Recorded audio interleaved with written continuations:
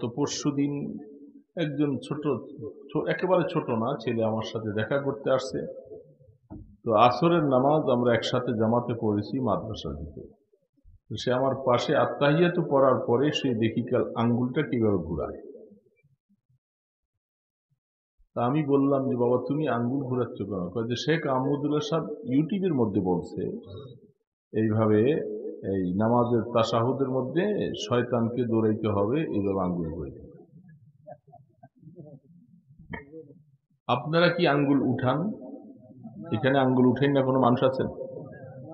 মাসালা জানেন না, মাসালাটা জানেন না। শরীয়তের একটা মাসালা জানলে 1000 রাকাত নফল নামাজ পড়ার থেকে সওয়াব বেশি হবে। কারণ না জানলে আপনি আমল করবেন কি করে?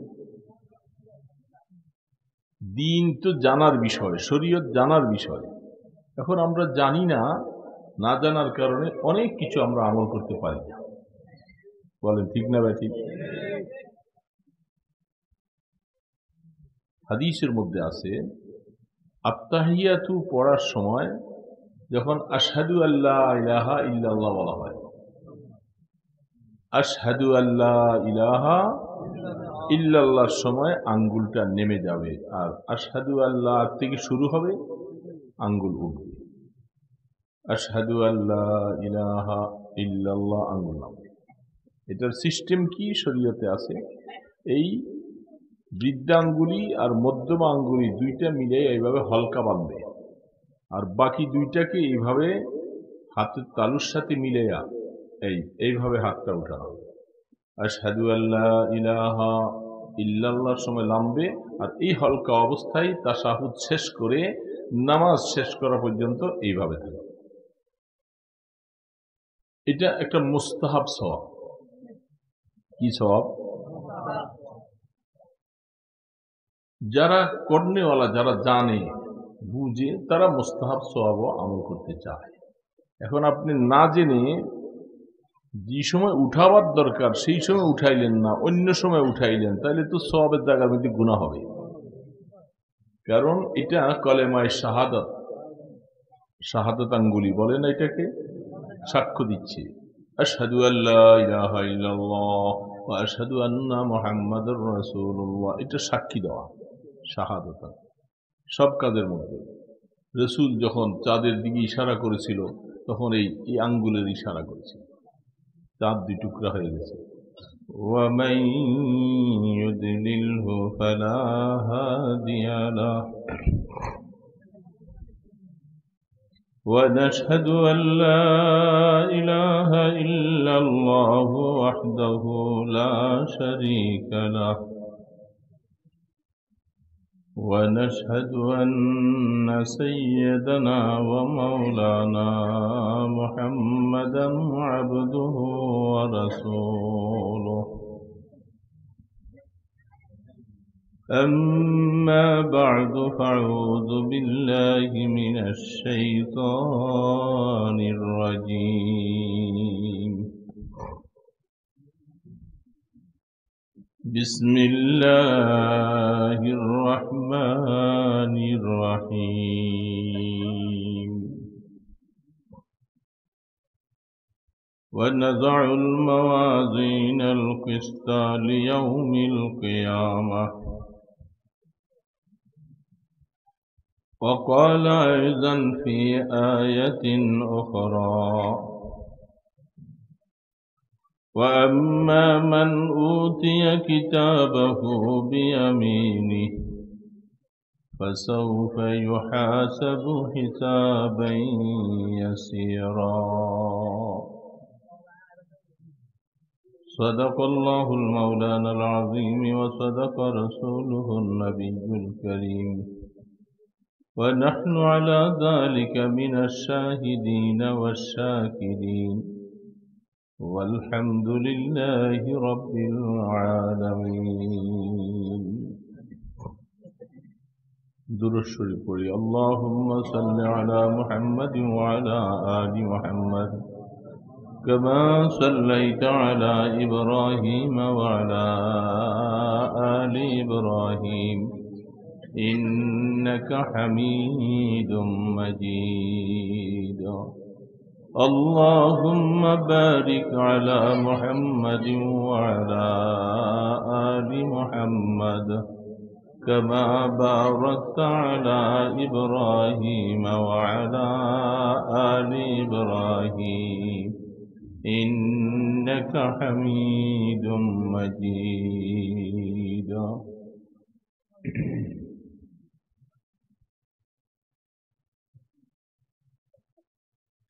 পূর্ব কালারাইকা দারুল উলুম রানী তালিমুল কোরআন মাদ্রাসা কর্তৃক আয়োজিত ওয়াজ ও দোয়ার মাহফিলের সম্মানিত সভাপতি হযরত উলামায়ে কিরাম,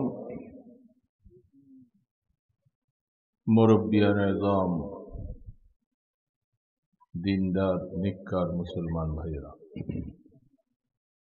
আল্লাহ পাকের শুকর আদায় করছি যিনি আমাদেরকে ঈমানের উপরে হায়াত দান করলেন। আলহামদুলিল্লাহ। আমরা ঈমান পাইছি, বহু মানুষ ঈমান পায় নাই। আমাদেরকে ঈমান দিয়েছেন কে? যারা ঈমান পায় নাই তাদের ঈমান থেকে দূরে সরাই রাখছেন কে? বুঝার বিষয়। তারা ঈমান পায় নাই আর আল্লাহ আমাদেরকে ঈমান দিয়েছেন।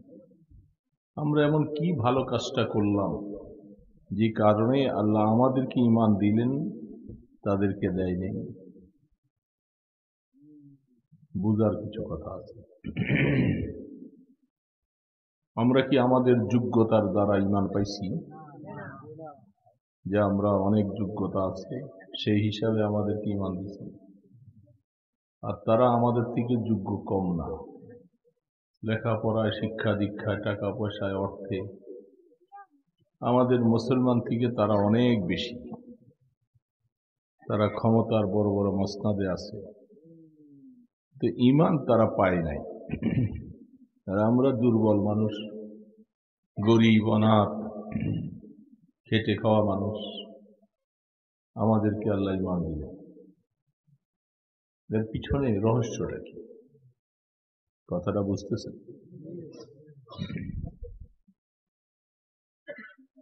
সূরা ফাতিহা, এটা তো সকলেই আমরা চিনি, জানি। সূরা ফাতিহা জানি না? সূরাটার নামই সূরা ফাতিহা। ফাতিহা মানে ফাতহুন, খোলা। কোরআন শরীফ পড়ার প্রথমেই সূরা ফাতিহা দিয়ে খুলতে হয়, এবং প্রথম ওহীর পরেই মুকাম্মাল, পরিপূর্ণ একটা সূরা যেটা সর্বপ্রথম নাজিল হয়েছে সেটা হলো সূরা ফাতিহা। তার আগে আর পরিপূর্ণ কোনো সূরা নাই। এই জন্য সূরাটার নাম রাখা হয়েছে সূরাতুল ফাতিহা। এই সূরাটা সূরা বাকারার প্রথম অংশ। আল্লাহ তাবারক ওয়া তাআলা সূরা বাকারার অনেক বৈশিষ্ট্য রাখছেন। সেই সূরা বাকারার প্রথম অংশটাই হলো সূরাতুল ফাতিহা। 114টি সূরার মধ্যে এই সূরাটা একটা সূরা।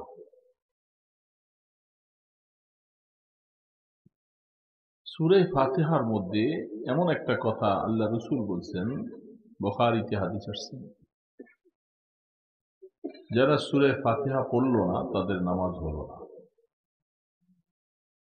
সূরা ফাতিহা দিয়ে নামাজ শুরু করতে হয়। নামাজ খুলতে হলেও কি লাগবে? সূরা ফাতিহা। কোরআন খুলতে হলেও সূরা ফাতিহা। ফাতহুন, খোলা।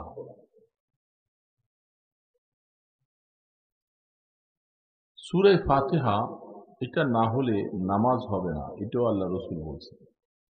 যেটাকে আমাদের সমাজের মধ্যে এখন একটা সুযোগ নিয়েছেন আমাদের একদল ভাইয়েরা, সূরা ফাতিহা না পড়লে যেহেতু নামাজ হবে না, সেই হিসাবে সবাইকেই সূরা ফাতিহা পড়া জরুরি বানিয়ে দিয়েছেন। মুক্তাদি হোক, ইমাম সাহেব হোক, যে কোনো ব্যক্তি হোক, সবার জন্য সূরা ফাতিহা পড়ার দরকার, এই ফতোয়াটা এখন সমাজে আছে। এক সম্প্রদায় ভাইরা, এমন কথা আপনারা শুনছেন কোনদিন? সূরা ফাতিহা না বললে নামাজ হবে না, এই ফতোয়াটা দিয়ে আপনাদের ইউটিউবে বিভিন্ন জায়গায় ফতোয়া চলছে, এবং তারা ইমাম সাহেবের পিছনে নামাজে দাঁড়াইলে সূরা ফাতিহা ইমাম সাহেব পড়ে, ওনারাও পড়ে। এমন কথা এরকম কেউ এখানে আছেন? ইমাম সাহেব যখন নামাজ পড়া শুরু করে তখন কি পড়ে? সূরা ইমাম সাহেব যখন পড়ে, পিছনে মুসল্লিদেরকে বলা হয়েছে তোমরা শোনো। আমরা কি করি? আমরা শুনি। তাদের কথা হলো না শুধু শুনলে চলবে না, পড়তে হবে, না পড়লে নামাজ হবে না। এই জন্য ওই ভাইদের যারা পছন্দ করেছে এরা সকলেই সূরা ফাতিহা ইমাম সাহেবের পিছনে পড়ে। এরকম মুসল্লি আপনারা দেখছেন কাউকে? দেখেন, মাশাআল্লাহ, আপনারা খুব ভালো মানুষ। এই জ্বালায় বাঁচি না, সারা দেশে ঘুরলে দেখা যায় এই মুসল্লি অনেক। তারা বলে যে বুখারীর হাদিস, আরে বাবা, বুখারী শরীফের হাদিস এগুলি আমি বলতে যাব না, এখন বলতে গেলে অনেক কথা, সেগুলি বিতর্কিত অনেক কথা আসবে। বুখারী শরীফের মধ্যে হাদিস আসছে সূরা ফাতিহা না পড়লে নামাজ হবে না। আবার বুখারী শরীফে আরেকটা হাদিস আছে ইমাম সাহেব পড়লে মুক্তাদির জন্য যথেষ্ট হয়ে যাবে। তো আপনি কোনটা মানবেন? এই জন্য সূরা ফাতিহা এটা খুব গুরুত্বপূর্ণ সূরা। এটা ছাড়া নামাজ হবে না, কথা ঠিক আছে, হয়তো ইমাম সাহেব পড়বে, মুক্তাদিরাও পড়বে, এমনটা নয়, বরং মুসল্লি পড়বে, ইমাম সাহেব পড়বে। মুসল্লি যদি হয় সেই ইমাম সাহেবের পিছনে সূরা ফাতিহা পড়া লাগবে না। মুসল্লি বুঝছেন? আর মুক্তাদি মুসল্লি, যিনি ইমাম সাহেবের পিছনে ইক্তেদা করে তাকে বলা হয় কি? মুক্তাদি। আর এমনি যিনি নামাজ পড়েন তাকে বলে মুসল্লি। ইমাম সাহেব ছাড়া একা একা নামাজ পড়তেছেন, উনি মুসল্লি। ইমাম সাহেবের পিছনে পড়লে তাকে বলে মুক্তাদি। আবার ইমাম সাহেবের পিছনে 2 রাকাত পায় নাই, 1 রাকাত পায় নাই, তাকে বলা হয় মাসবুক। তাকে কি বলে? এগুলি শরীয়তের কতগুলি পরিভাষা আমরা অনেক সময় জানি না। কেউ নামাজ 2 রাকাত পড়ার পরে হঠাৎ করে নষ্ট হয়ে গেছে, ওযু ছিটে গেছে, দৌড়ে উঁচু করে আইসা আবার শরীক হয়েছে, তার নাম হলো লাহেক। এগুলি শরীয়তের অনেকগুলি পরিভাষা আছে। এখন আল্লাহ পাক বলছেন ওয়াইজা কুরিয়াল কুরআনু ফাসতামিউ লাহু ওয়া আনসিতু লাআল্লাকুম তুরহামুন। যখন কোরআন শরীফ তেলাওয়াত হয়, হে আমার উম্মতেরা, তোমরা কান পেতে মনোযোগ সহকারে শুনবা। যদি শোনো তাহলে তোমাদের উপরে আল্লাহর পক্ষ থেকে রহমত নাযিল হবে। এখন ইমাম সাহেব কোরআন শরীফ পড়তে থাকে আর ওনারা নিয়ত করে সূরা ফাতিহা পড়তে থাকে।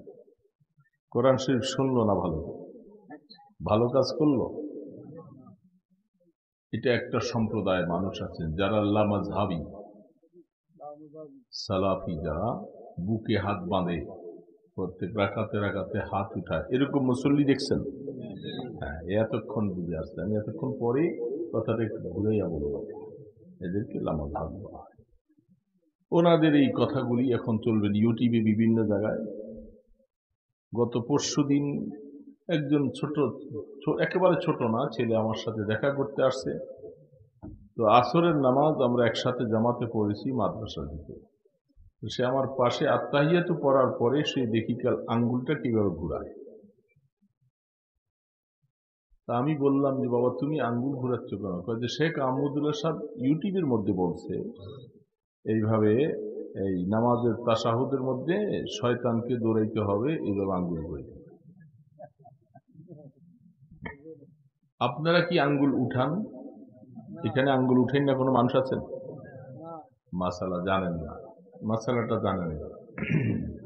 শরীয়তের একটা মাসালা জানলে 1000 রাকাত নফল নামাজ পড়ার থেকে সওয়াব বেশি হবে। কারণ না জানলে আপনি আমল করবেন কি করে? দিন তো জানার বিষয়, শরীয়ত জানার বিষয়। এখন আমরা জানি না, না জানার কারণে অনেক কিছু আমরা আমল করতে পারি না। বলেন ঠিক না ভাই? ঠিক। হাদিসের মধ্যে আছে, আত্তাহিয়াতু পড়ার সময় যখন আশহাদু আল্লা ইলাহা ইল্লাল্লাহ বলা হয়, আশহাদু আল্লা ইলাহা ইল্লাল্লাহর সময় আঙ্গুলটা নেমে যাবে, আর আশহাদু আল্লাহ থেকে শুরু হবে, আঙ্গুল উঠবে। আশহাদু আল্লা ইলাহা ইল্লাল্লাহ, আঙ্গুল নামবে। এটার সিস্টেম কি শরীয়তে আছে, এই বৃদ্ধাঙ্গুলি আর মধ্যমা আঙ্গুলি দুইটা মিলে এইভাবে হলকা বাঁধবে, আর বাকি দুইটাকে এইভাবে হাতের তালুর সাথে মিলাইয়া এইভাবে হাতটা উঠানো হবে।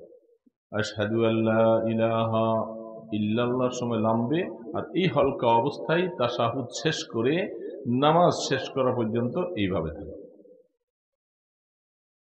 এটা একটা মুস্তাহাব সওয়াব। কি সওয়াব? যারা কর্নেওয়ালা, যারা জানে বুঝে, তারা মুস্তাহাব সওয়াব আমল করতে চায়। এখন আপনি না জেনে যে সময় উঠাবার দরকার সেই সময় উঠাইলেন না, অন্য সময় উঠাইলেন, তাহলে তো সওয়াবের জায়গার মধ্যে গুনাহ হবে। কারণ এটা কলেমায়ে শাহাদাত, শাহাদাত আঙ্গুলি বলে না, এটাকে সাক্ষ্য দিচ্ছে, আশহাদু আল্লা ইলাহা ইল্লাল্লাহ ওয়া আশহাদু আন্না মুহাম্মাদুর রাসূলুল্লাহ, এটা সাক্ষী দেওয়া শাহাদাত। সব কাজের মধ্যে রাসূল যখন চাঁদের দিকে ইশারা করেছিল, তখন এই আঙ্গুলের ইশারা করেছিল, চাঁদ দুই টুকরা হয়ে গেছে। আল্লাহ রাসূল চাঁদকে দুই টুকরা করছিলেন, বিশ্বাস করেন তো? সবাই তো বললেন না, বিশ্বাস করেন? এটা কোরআন শরীফ, কোরআন শরীফে আয়াত, ওয়ানশাক্কাল কমর।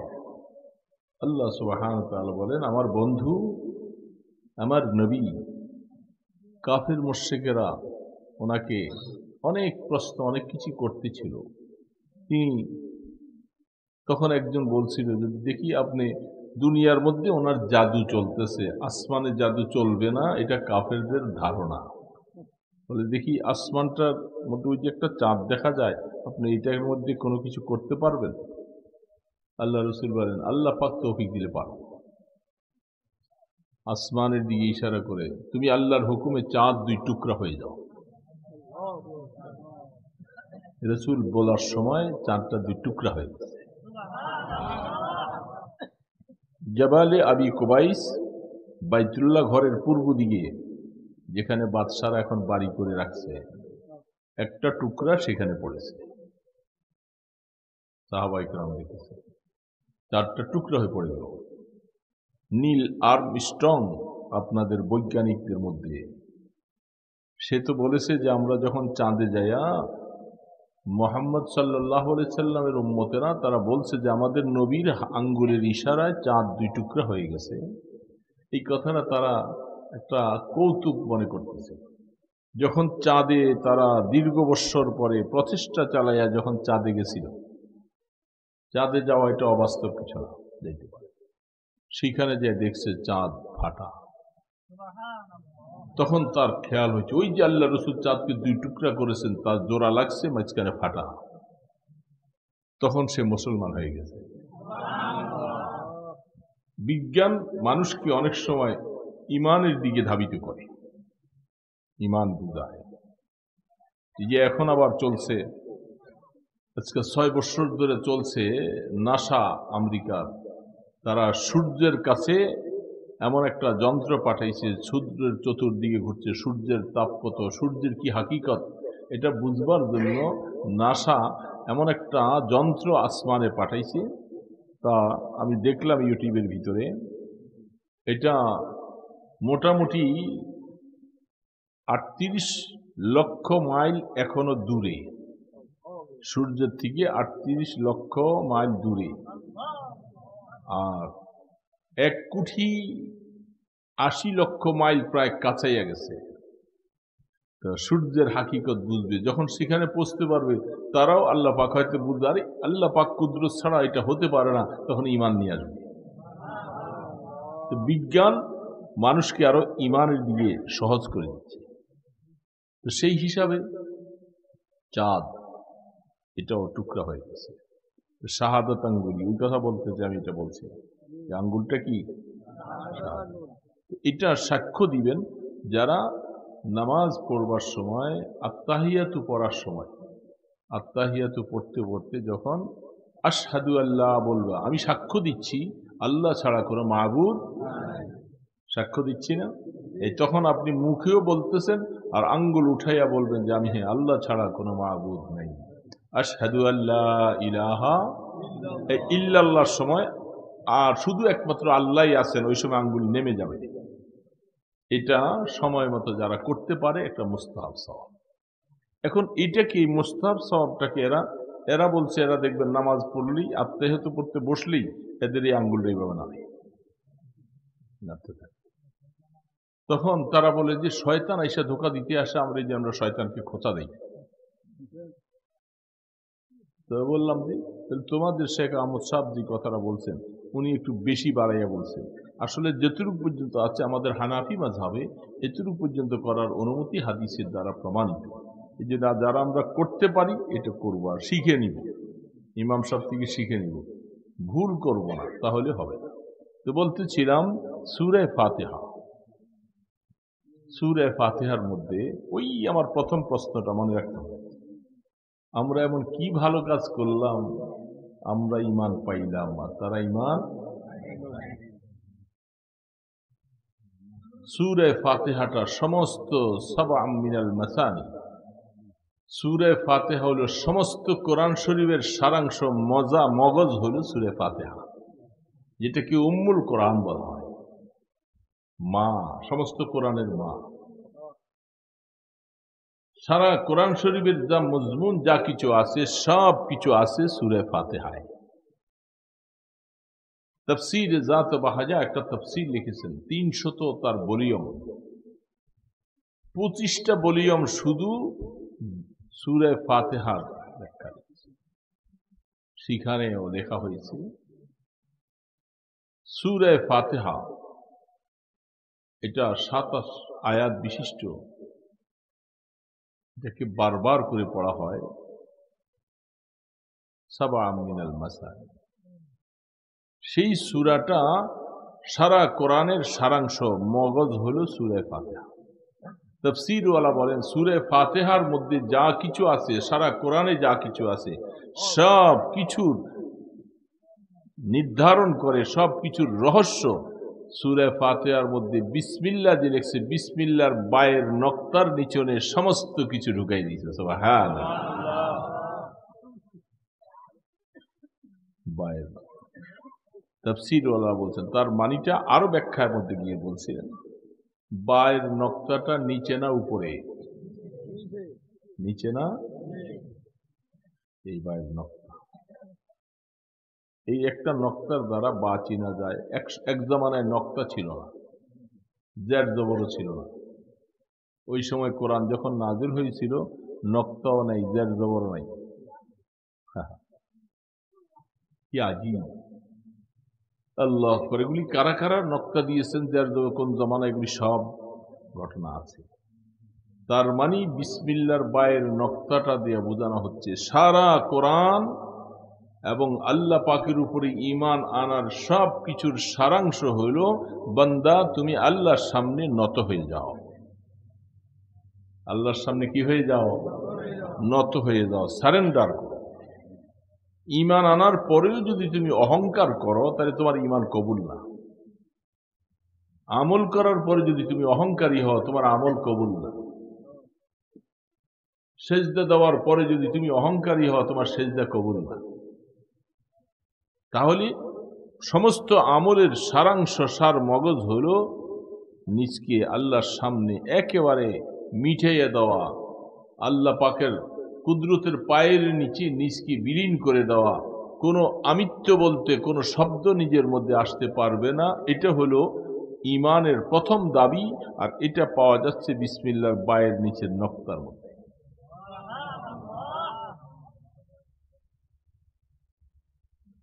এই জন্য সূরা ফাতিহা এর যে কত উপকার, যেই কোনো হাদিসের মধ্যে তার বর্ণনা এত লেখা লিখছে। তুমি যে কোনো রোগী হইছো, অসুস্থ হইছো, অসুবিধা হইছো, সূরা ফাতিহা পড়ে পড়ে দম দাও, সূরা ফাতিহা পড়ে পানির মধ্যে ফু দিয়া খাও, তোমার সব রোগ সাফা হয়ে যাবে। সব রোগ সাফা। হাদিস শরীফের মধ্যে আসছে সাহাবায়ে কেরাম তারা এক জায়গায় সফর করতে যাচ্ছে।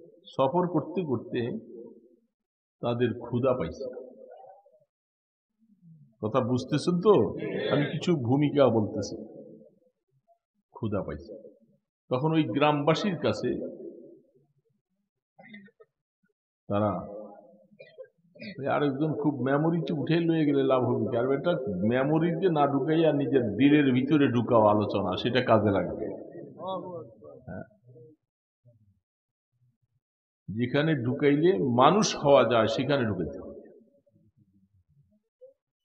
দিলম রাম হইয়া দেখে সে গর্দা,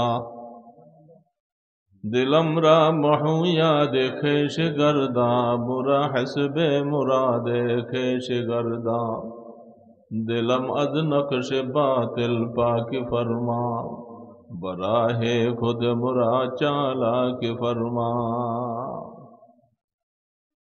হুজ্জাতুল ইসলাম কাসিম নানতুবি রহমতুল্লাহ আলাইহি, নাম শুনছেন না? শোনেন নাই? এই নাম তো শুনলে লাভ। সমস্ত যত ওলিরা আছে বাংলাদেশের, ভারতে, সবার গোড়া কাসিম নানতুবি, সবার গোড়া সেখানে। তিনি অমুকের খলিফা, তিনি অমুকের খলিফা, তিনি সব যাইতে যাইতে যাবে কোথায় যাবে? কাসিম নানতুবি। তিনি লিখছেন দিলম রাম হইয়া দেখে সে গর্দা, আল্লাহ তোমার জন্য, তোমার মহব্বতে, তোমার ভালোবাসায় আমার দিলটাকে তুমি মিঠাইয়ে দাও। তোমার ভালোবাসা, তোমার প্রেমে দিলটাকে মিঠিয়ে দাও। আর তোমাকে কোন রাস্তায় গেলে পাওয়া যাবে এই ব্যাপারে আল্লাহ তুমি আমাকে খুব চালাক বানাও। এই ব্যাপারে যেন আমি ভালো বুঝতে বলা হই যে কোন রাস্তা দিয়ে চললে তোমাকে পাওয়া যাবে, তোমাকে খুশি করা যাবে। মানুষ দুনিয়ার সব কাজের মধ্যে শর্ট রাস্তা চায়, চায় না? শর্ট কোর্স, শর্ট রাস্তা। আল্লাহকে পাওয়ার জন্য এরকম শর্ট রাস্তা আমাকে বুঝিয়ে দিবা যে এই রাস্তায় গেলে তোমাকে তাড়াতাড়ি পাওয়া যাবে, সেই রাস্তাটা আমাকে বুঝিয়ে দিবা। সেই জন্য সূরা ফাতিহা। তারা গেছেন, ক্ষুধা লাগছে, এলাকার মানুষের কাছে কিছু খাবার চাইছে, আমরা মুসাফির, আমাদেরকে কিছু খাবার দাও। কেউ তাদেরকে খাবার দিতে রাজি হলো না। আল্লাহ পাকের এক শান, ওইখানে ওই গ্রামের বস্তির একজন সর্দারের লোক, এই লোকটা পাগল হয়ে গেছে, শিকল দিয়া বেঁধে রাখছে। কত ওজাবরি, কত তদবির, কত কিছু করলো, উপকার। এরা গেছে, এর তো সাহাবি, বুঝলেন তো, দেখতেই তো ফেরেশতার মতো দেখা যায়। সাহাবিদের দেখতে ওরকম দেখা গেছে না? সাহাবিরা টুপিও ছিল না, জামাও ছিল না, দাড়িও ছিল না, প্যান্ট পরছে, কি বলেন? হ্যাঁ, ঠিক বলতেছেন তো? সাহাবাদের লেবাস, কি সুরত, কি আখলাক। দেখি তাদের মধ্যে আইসা বলতেছে, আপনাদের মধ্যে এমন কেউ কি আছে যে এই পাগল রোগী চিকিৎসা করতে পারে? তো বললেন যে হ্যাঁ, আমাদের মধ্যে আছে। তাহলে চিকিৎসা করবা? আমাদের এই সর্দারের ছেলেটা শিকল বেঁধে রাখছে, অনেকদিন পাগল। বলেন যে আমরা চিকিৎসা করলে আমাদেরকে কি দিবা? আগেই শর্ত করে নিছি। ওই সময় খানা চাইছিলাম, দেওয়া নাই, মনে আসে না এই কথাটা? এই জন্য তারা বলে যে চিকিৎসা করেন, যা চান আপনারা তা দিব। আল্লাহু আকবার। সাহাবী তিনি বলেন, আমি সূরা ফাতিহা পড়তে শুরু করলাম, প্রত্যেকবার পড়ে পড়ে তার চেহারার মধ্যে একটু থুতু দিই। এইভাবে করে 7 বার সূরা ফাতিহা পড়া শেষ, পাগল ভালো হয়ে গেছে। সুবহানাল্লাহ।